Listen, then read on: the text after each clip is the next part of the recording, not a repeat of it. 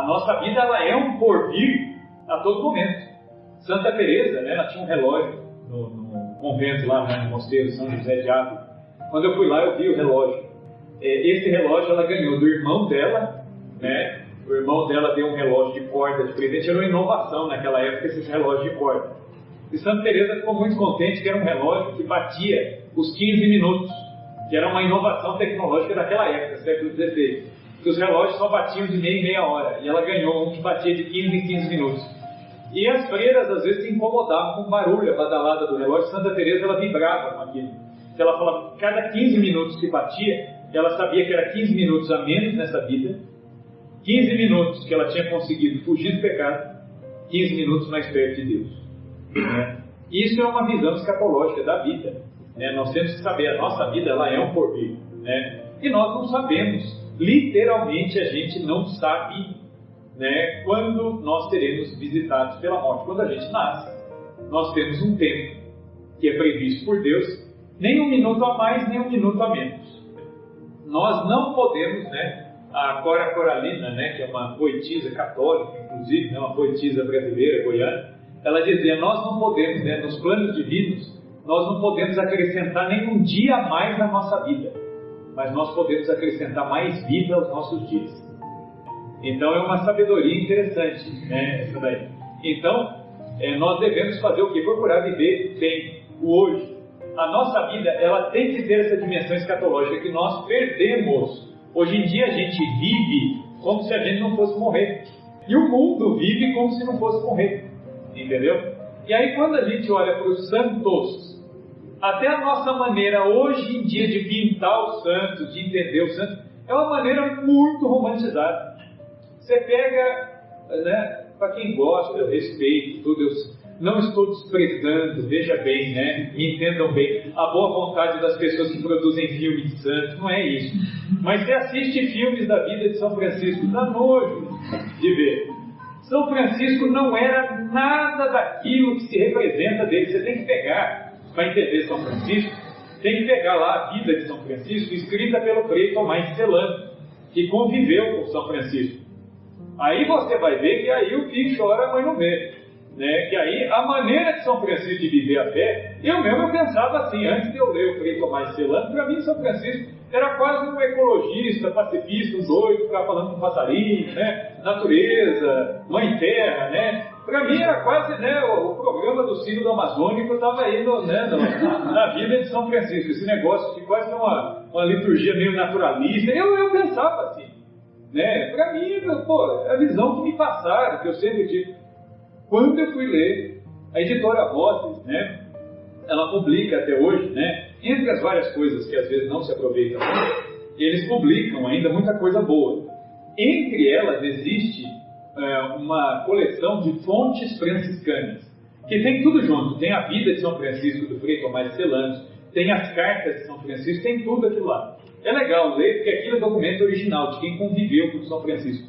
Poxa vida, a hora que eu li aquilo, eu falei, São Francisco é um santo de uma grandeza, de uma obediência à igreja, de uma, mística, que é um negócio que ninguém fala. Ninguém fala. Nem os religiosos aí, padre, freira, que é tudo de congregação franciscana, eu acho que às vezes nem sabe, às vezes eles nem leem isso. Eu falo, poxa vida, como que um patrimônio desse, que é a vida de São Francisco, foi... Eu, na verdade, como eu tinha muito essa visão meio ecologista de São Francisco, eu nunca dei muita bola quando se falava de vida de São Francisco. Minha mulher é muito devota de São Francisco. Aí ela pegou e descobriu esse livro, essas fontes franciscanas, ela começou a ler. Ela começou a falar para mim, não, você sabia que São Francisco fez isso? Eu falei, não é possível, de onde você está tirando essas coisas? Ela falou, não, eu estou lendo no livro lá e não sei o quê. Aí de tanto ela falar, eu peguei e fui ler. Eu fiquei assim, embasbacado de ver como a gente não conhece. Como São Francisco é falsificado, Aí você começa a olhar para São Francisco e você fala, caramba, a visão que São Francisco tinha o tempo todo diante dele era o quê? A morte. E não como uma visão negativa, como uma visão positiva. Ele dizia, eu estou vivendo, tudo isso que eu estou fazendo agora é para preparar o grande momento que é a minha morte. E por isso explica a capacidade dele de viver a pobreza, de viver o desprendimento, e de viver a obediência até chegar ao nível da humilhação. E viver aquilo numa felicidade, numa tranquilidade, numa coisa assim. Não é à toa que na história da igreja pouquíssimos santos receberam o dom místico da estigmatização. O dom místico da estigmatização, se você estudar a história da igreja, você vai ver que só pessoas muito unidas, muito configuradas a Cristo, receberam essa graça. Eu ficava pensando, né? Falando, São Francisco me parece tão, né? As coisas que ele fazia, que ele falava, parece tão meio raso, assim, né? Olha o meu julgamento, né? Quando eu fui a Assis, eu pedi perdão, assim, de joelhos, lá diante do túmulo dele. Eu falei, eu não conheci o senhor, né? O senhor me perdoe mesmo de ter pensado isso durante anos. Eu perdi, né? Poderia ter sido muito mais amigo dele, rezado muito mais, contado muito mais com a ajuda dele. Eu perdi tempo, né? Porque São Francisco, ele tinha diante dele o tempo todo que é a morte. A morte. Quando a gente visita Porciúncula, né, que é a basílica lá onde tem a capelinha, né, de Santa Maria dos Anjos, né, eles construíram a basílica por cima da capelinha, né? Então a capelinha está lá dentro. E atrás dessa capelinha tem um quartinho onde São Francisco dormia. Tem lá o travesseiro dele, que era uma pedra, tem um crucifixo dele, né, um Cristo pequeno e uma caveira, né? Como era próprio na Idade Média, na igreja, se usou muito isso, né? O que se fazia? Você pegava lá algum dos partes dos frades que você enterrava, né? Geralmente no próprio cemitério do convento, depois de um tempo você desenterrava, né? Geralmente eles tiravam o fêmur, são os dois, né, os ossos maiores do corpo, eles tiravam, né, 2 fêmurs e a caveira e cruzavam o fêmur com a caveira por cima e colocavam isso na mesa do quarto ou na mesa do refeitório, no lugar onde eles comiam. Para quê? Para eles se lembrar. Para que eles se lembrassem, naquela época, de qual é a finalidade da vida. Né? E aí, quando a gente olha essas coisas, hoje em dia isso aí estranha, isso aí escandaliza. Né? Quando você olha para a realidade do santo. Né? Se você olhar, tem algumas imagens de santos que tem até a caveira. Né? São Geraldo Magela, mesmo o pessoal vê São Geraldo e fala, por que São Geraldo tem a caveira? É por causa disso, São Geraldo tinha em cima da mesa dele. Né? Santo Afonso foi mais longe ainda. O que Santo Afonso fez? Santo Afonso era pintor, né, arquiteto, escultor, músico, era um artista completo. E Santo Afonso desenhava muito bem. O que ele fez? Num dos conventos da congregação, em Pagani, que foi onde ele morreu, né, o túmulo de Santo Afonso está lá, né, tá? O que ele fez? Ele pintou um cadáver em decomposição, com os ratos comendo. Os ratos e os vermes comendo o cadáver. E pendurou isso na porta de entrada do refeitório. Olha que convidativo, né? Muito, né, prudente, né?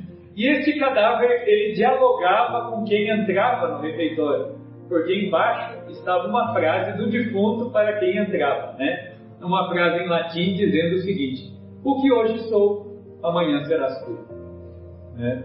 Então, era para que eles se lembrassem que ao entrar no refeitório não é para se matar de comer. É para você comer para manter a sua existência e para trabalhar para Deus. Então, até para ajustar, para reordenar a questão da comida. Né? Santo Afonso ele dizia o bom religioso, tá? Isso para nós leigos, né? Dependendo do nosso trabalho, nossa vida diária, aí é outra coisa. Mas para os religiosos, Santo Afonso dizia, o bom religioso é aquele que todo dia levanta da mesa com fome. Não é aquele que come até a saciedade, mas é aquele que levanta com fome. Né? Aí é interessante que, dos filhos de Santo Afonso, o mais santo depois dele foi São Clemente Hofbauer, que era um austríaco, 2 metros de altura, enorme de gordo, né? E São Clemente, uma vez perguntaram para ele, o senhor, o que é o mais difícil de viver na regra da congregação? E ele disse, o mandato do fundador de levantar da mesa com fome. Né? Ele dizia que era a pior penitência dele, né? Porque você imagina um homem daquele tamanho lá, né? E ele dizia, levantar da mesa com fome é osso, né? É difícil, né? Então a grande santificação, por quê? É uma visão escatológica. Essa vida, ela tem um fim. É um caminho para um fim, né? Eu fiz ensino médio em Guaratinguetá. Na época que eu estava no seminário, eu entrei no seminário para fazer seminário menor, né? Aí morei em Aparecida e estudava em Guaratinguetá. E me impressionava o letreiro do portão do cemitério de Guaratinguetá. Quando vocês forem lá visitar lá o Frei Galvão, vocês passem diante do cemitério, né? Tem lá uns dizeres em latim muito interessantes, né? Está escrito lá, revertere ad locum tuum, volta para o teu lugar, né? Quer dizer, o homem é pó e vai voltar a ser pó, né? Quer dizer, volta para o teu lugar, né? Você vai voltar. Então, é uma visão que as pessoas tinham, que a igreja tinha, da finalidade da vida. Então, essa vida, ela vai ter fim. Ela vai ter fim. E quem é que coloca a medida da salvação? O que a gente vai encontrar no fim? O que a gente vai encontrar no fim é resultado, fruto daquilo que a gente fez com a nossa liberdade. Santa Teresa, ela dizia assim, Deus mesmo, embora ele seja o justo juiz, ele não manda ninguém para o céu ou para o inferno. Ele apenas confirma a escolha que o cristão fez durante a vida. Então, o que a gente vai encontrar lá na nossa morte? O que vai ser o nosso juízo? O nosso juízo será simplesmente a apresentação que Deus nos fará das escolhas que nós fizemos. É só isso, né? E aí nós saberemos, né? Teremos uma visão das coisas da nossa vida como Deus vê, né? O que acontece com o pecado? O pecado é uma das coisas, né? O pecado, ele fez com que a gente perdesse várias coisas, né? Então Deus, quando ele cria o homem, tinha lá um plano original, inicial. Qual que era o plano original, o plano inicial? Que o homem fosse imortal, impassível. O que é impassível? Que não sentisse dor, que não tivesse sofrimento. Então era para não morrer, para não ter dor ou sofrimento, para ter a ciência infusa. O que é ciência infusa, né? A minha profissão não existiria no plano de Deus, né? Ser professor, né? Não teria necessidade. Como que Adão e Eva no plano de Deus iriam aprender as coisas? Bastaria que eles parassem e pensassem, olha, eu preciso resolver tal problema, como que eu faço? E eles já teriam dentro de si a resposta para aquilo que eles precisavam. Não seria necessário aprender e estudar para conhecer as coisas. Ciência infusa, ciência já estaria dentro do homem, né? Então todos esses dons, eles foram perdidos. Quando o homem volta a perder a liberdade que Deus deu, né, aderindo ao pecado, por isso o pecado original, que está na origem da humanidade, e esse pecado se comunica a todos de maneira misteriosa. O Catecismo da Igreja fala isso, quando ele fala do pecado, né? O pecado original se comunica de maneira misteriosa. Toda a humanidade se torna solidária desse pecado, mesmo não tendo sido eu.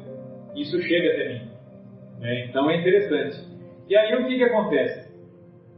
Deus, então, é aquilo que eu falei no começo. Deus, ele não desfaz aquilo que é plano dele. O homem nasceu para não morrer, para não ter dor e para saber de todas as coisas. Quando isso acontece? Em parte, quando a gente morre, né? Por quê? Quando a gente morre, a nossa consciência, a nossa inteligência, ela se abre e nós passamos a ver as coisas como Deus mesmo vê. Então, o que acontece? Quando você morrer, às vezes a gente pensa que o julgamento é o quê? Jesus sentado no trono. Oi, então, né? Caio, você chegou aqui agora.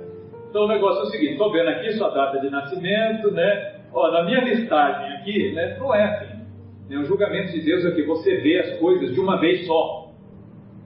Como que Deus sabe das coisas? Deus não é como a gente. A gente tem um passo a passo para saber das coisas. Eu preciso ouvir, ver, escutar, ler, repetir 1000 vezes, aí eu aprendo.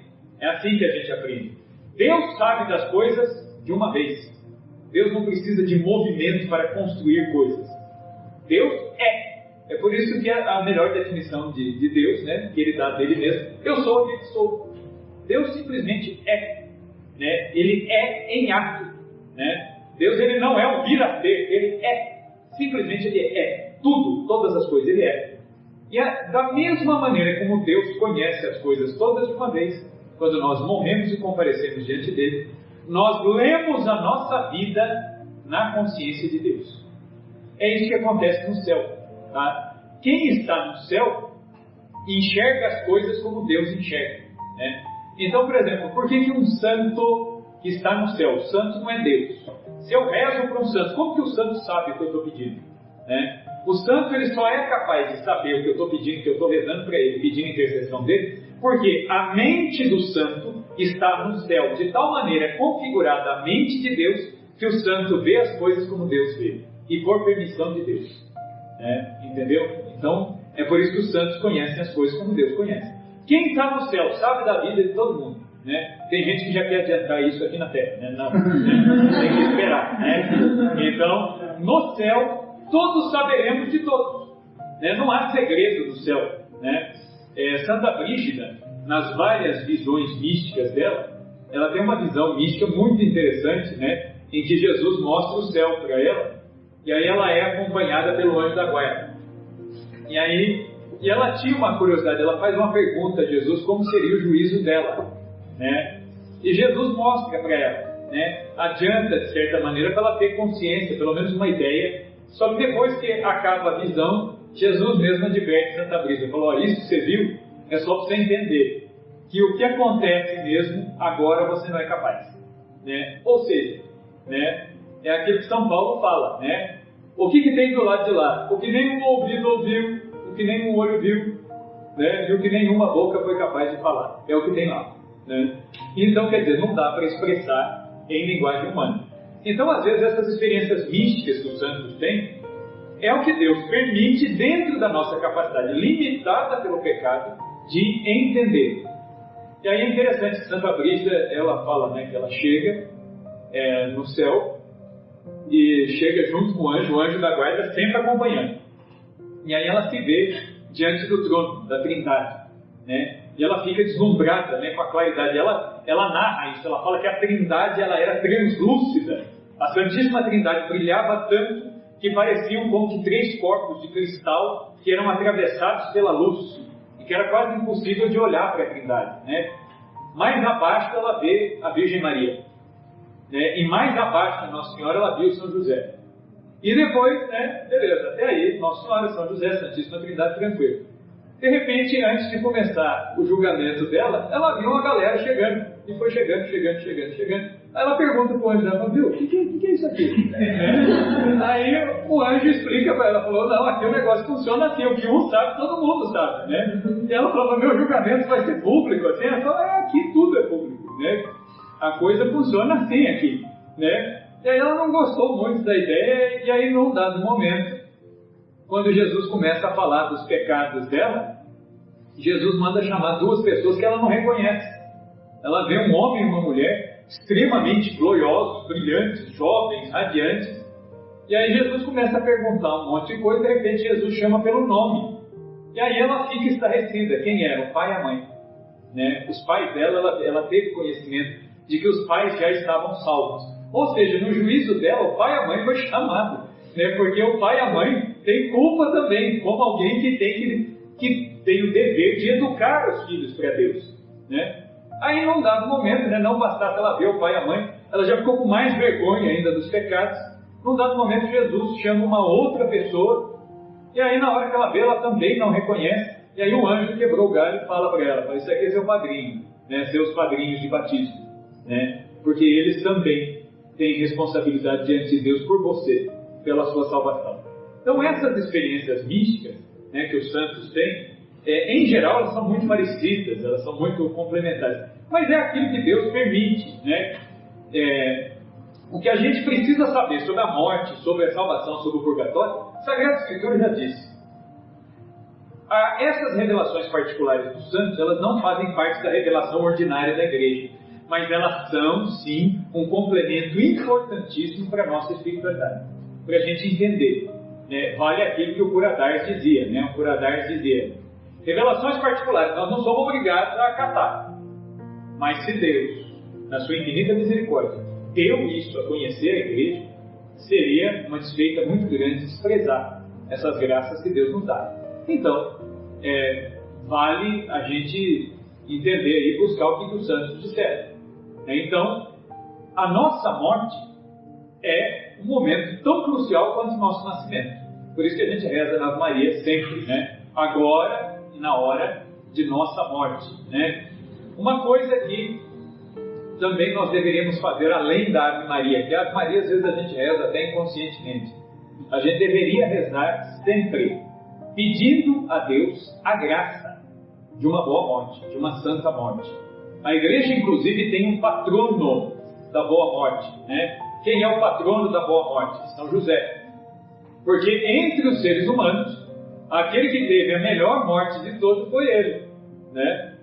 Se você for ver, né, não teve nenhum ser humano que supera a morte de São José. Por quê? São José teve, na cabeceira da cama dele, o próprio Verbo encarnado, que é Deus, é a segunda pessoa da Trindade, estava ali junto com ele, e a Virgem Maria, santa, pura e imaculada entre todas as mulheres. Então não tem morte mais santa do que ser assistido por Jesus e por Maria, sendo São José. Aí, quer dizer, ninguém bate, né?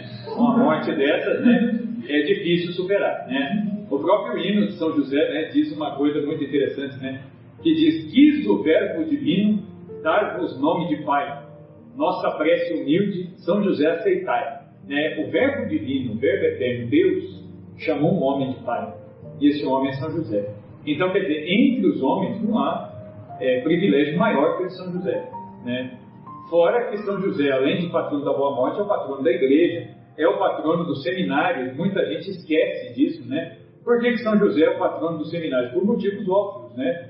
Lá no Concílio de Trento, todo mundo colocava as imagens de São José no seminário, porque havia uma consciência na igreja de que São José é o patrono do seminário, porque São José foi o primeiro reitor de seminário, né? Ele foi quem mandou no primeiro seminário do mundo, que é a Casa de Nazaré, formando o único e eterno sacerdote que é Cristo, né? Reitor bom, né? Então, o que acontece? Então, São José tem uma eficácia. Cada santo recebe de Deus a graça de ter uma eficácia naquilo que ele era bom. É por isso que a gente invoca, às vezes, os santos por profissão, né? Tem, você pegar Santa Zita. Santa Zita era empregada doméstica, é a padroeira das empregadas domésticas. É óbvio que Santa Zita, nesses assuntos, ela tem uma eficácia, porque ela viveu e se santificou nisso. Santa Giana era médica. Santa Giana, certamente, se os médicos a invocarem, ela tem uma eficácia no exercício da profissão. E era mãe, era esposa. Então há uma eficácia também na intercessão pelos esposos. Porque a pessoa se santificou assim. E São José? Ele se santificou educando Jesus Cristo. São José teve a morte mais santa de todas. Então, às vezes, a gente se esquece dessas coisas que a tradição da igreja propõe e a gente vai esquecendo com o tempo. Então, nós devemos rezar, suplicando uma santa morte. E há vários socorros que Deus envia através das revelações. Aí sim entra o papel das revelações particulares dos santos. Quanta coisa os santos tiveram de revelação, quanto caminho Deus dá para a nossa salvação, às vezes a gente despreza, né? Por exemplo, né, Nossa Senhora, na Idade Média, ela apareceu, né, para o santo lá, o fundador dos Servitas, né? Os Servitas, na verdade, eles têm 7 santos fundadores, né? Mas um deles, lá não me lembro agora qual deles, Nossa Senhora apareceu para um deles, e ela revelou, ela falou assim: aqueles que honrarem as minhas dores, eu prometo salvar de uma morte imprevista. Quem honrar as dores, quem for devoto das dores de Nossa Senhora. Nossa Senhora, ela promete isso. Ela fala: essa pessoa não vai morrer de morte imprevista, ela vai ser preservada para ter tempo de se confessar, de receber os sacramentos, né? Santo Afonso conta um caso interessante, né, de um rapaz, um italiano, que tinha uma vida muito dissoluta, vivia em prostituição, bebia muito, era um cara que... Só que ele aprendeu, quando menino, a rezar todas as noites o Stabat Mater, a Mãe Dolorosa, aos pés da cruz lacrimosa, né? É a oração que se reza para Nossa Senhora das Dores, né? E ele aprendeu e decorou o Stabat Mater e rezava toda noite. Mas rezava assim, mecanicamente, ele não tinha nem fé mais, nem nada, nem ia à igreja, nem nada disso. Mas ele rezava o Stabat Mater. E podia acontecer o que fosse, ele rezava. E aí, um dia, ele e um companheiro estavam num bordel, né, depois de ter ido para a Esbórnia lá, sexo, bebida e tudo mais. Ele e um amigo dele, os dois estavam indo embora, e esse amigo dele falou assim: não, vamos agora. Ele falou: não, espera mais um pouco, vamos tomar mais uma aí, né? Ele queria beber mais um pouco. E aí o amigo falou: eu vou indo na frente. Então um amigo foi na frente e ele foi depois. E aí quando ele chega em casa, ele falou: né? O rapaz saiu antes que eu cheguei antes que ele em casa, chegou em casa, se trocou para deitar, e antes de deitar, o que ele foi fazer? Rezar o Stabat Mater. Quando ele acaba de rezar o Stabat Mater, entra dentro do quarto dele, ele não viu nem por onde entrou, o amigo dele desfigurado, completamente desfigurado, com um aspecto medonho, e ele fica aterrado, aturdido com aquilo ali, e ele diz assim, ele falou assim: mas onde você está? O que aconteceu? Quem te fez isso? Ele falou assim: Deus me permitiu de vir aqui te avisar o que me aconteceu. Eu já estou morto e já estou condenado ao inferno. E na verdade era para você morrer, e não eu. Mas Nossa Senhora intercedeu por você e ela pediu a Deus pela sua vida, porque você, nesses 30 e poucos anos de vida, não se esqueceu nem um dia de honrar as dores dela antes de dormir. Então você foi salvo e eu não. E eu vim aqui para te avisar isso. Esse cara virou padre de Deus, né? Uma conversão assim, retumbante na vida desse cara, né? Os socorros que Deus nos envia. A própria Santa Brígida, né? Ela recebeu de Jesus as chamadas 15 orações dos 7 Pai Nossos, né? As 15 orações dos 7 Pai Nossos, Jesus ele faz uma promessa, né? De que quem rezar essas orações por 15 anos, né? Durante 15 anos, fielmente, diariamente, né? São 15 orações de 7 Pai Nossos honrando as dores de Jesus na paixão. Né? Jesus ele promete que esta pessoa não morrerá impenitente e não morrerá sem os sacramentos, né? Então, quer dizer, isso é um sinal de como, às vezes, os meios que Deus nos dá para nos ajudar a morrer, às vezes a gente despreza muito isso, achando, isso aqui é livrinho de orações, é devoção, poxa vida. E às vezes a gente despreza justamente porque é muito simples. E por que Deus faz coisas tão simples? Porque Deus sabe que a gente é tão incapaz que Deus facilita. Às vezes o que Deus pede de nós? A fidelidade em rezar uma oração. Uma oraçãozinha honrando as dores de Nosso Senhor, para ter uma morte santa. Uma oração das 15 orações, 7 Pai Nosso, você gasta 10 minutos rezando cada dia, né? Então nós devemos viver bem para morrer bem.